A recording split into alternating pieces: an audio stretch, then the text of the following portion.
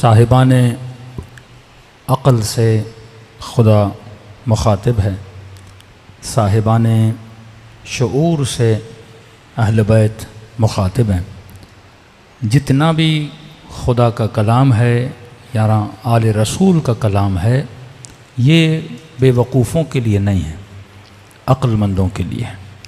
عقل ہوگی تو اس کلام سے اپنی زندگی بناؤ گے، عقل نہیں ہوگی، ضد ہوگی تو اس کلام سے کوئی فائدہ نہیں لے پاؤ گے۔ انگریز سیاستدان تھا گیلیلیو، اس نے جب یہ کشف کیا کہ زمین گھومتی ہے تو وہاں کے پادریوں نے اسے پکڑا اور اسے مارنا شروع کیا کہ یہ عقیدہ ہمارے دین کے مذہب کے خلاف ہے، اور کہا اب لوگوں کو بولو کہ زمین گھومتی نہیں ہے۔ جب اسے مار رہے تھے وہ کہہ رہا تھا چلو میں کہہ دوں گا زمین نہیں گھوم رہی، لیکن میرے کہنے سے وہ رکنے والی تو ہے نہیں۔ ہاں؟ تو حقیقت ہے، آپ مانو نہ مانو۔ آج لاکھوں لوگ خدا کی بات نہ مانیں، لیکن ان کے نہ ماننے سے اللہ کی حکومت ختم تو نہیں ہوتی۔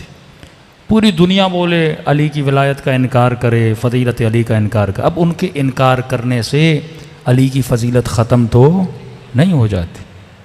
حقیقت ہمیشہ باقی رہتی ہے۔ آج اگر وہ حقیقت عیاں نہیں ہے، اللہ کا ولی ظہور کرے گا، حقیقت بالآخر عیاں ہو جائے گی۔ اب سوال یہ ہے کہ اس ہجوم میں عوام میں تو کہاں پہ کھڑا ہے؟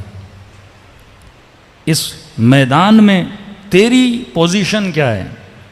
کہ معصوم فرماتے ہیں 75 لشکر عقل کے، 75 لشکر جہالت کے ہیں۔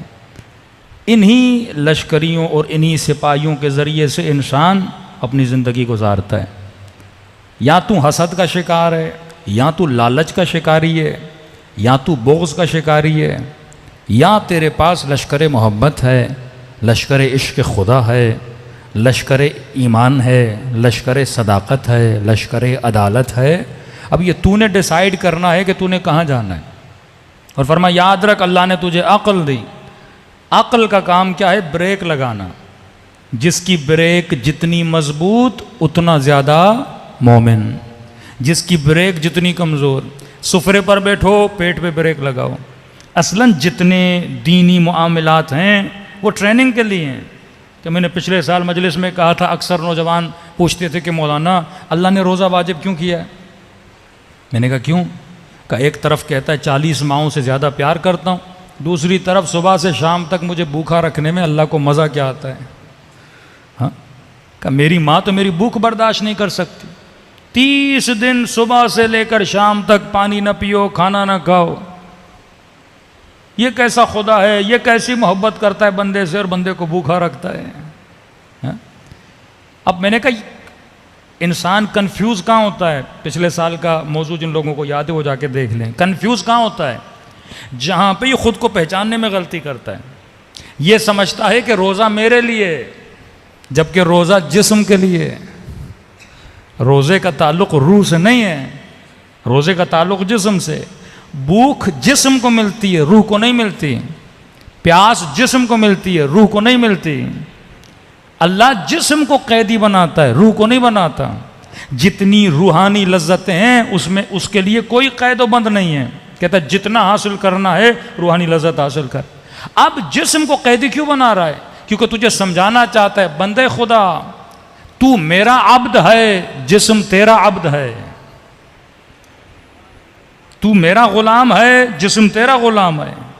تو میرا غلام تب بنے گا جب جسم کو اپنا غلام بنائے گا۔ ہر بندہ سچائی سے محبت کرتا ہے، جسم کو جھوٹ بولنا اچھا لگتا ہے۔ ہر بندہ نہیں چاہتا کہ میں نشہ کروں، لیکن جسم عادی ہو چکا ہے نشے کا، چھوڑنے کو تیار نہیں۔ یہ شراب کی لت، نشے کی لت، چرس کی لت، نشائیوں کو جو لگ جاتی ہے جسم کو لگتی ہے، روح کو تھوڑی لگتی ہے۔ اگر روح کو لگ جاتی ہے، آپ اس سے انٹرویو لیتے ہو، وہ کیوں بولتا ہے مجھے اچھا نہیں لگتا؟ یہ کون بول رہا ہے مجھے اچھا نہیں لگتا؟ اس کی روح بول رہی ہے۔ جسم کو عادت ہو چکی ہے۔ تبھی فرمائے اگر جسم کو حدود الہی میں رکھو گے تو کامیاب رہو گے۔ ان النفس لامارۃ بالسوء، یہ نفس ہے، اور نفس اتنا تجھے گراتا ہے اپنا غلام بنا دیتا ہے۔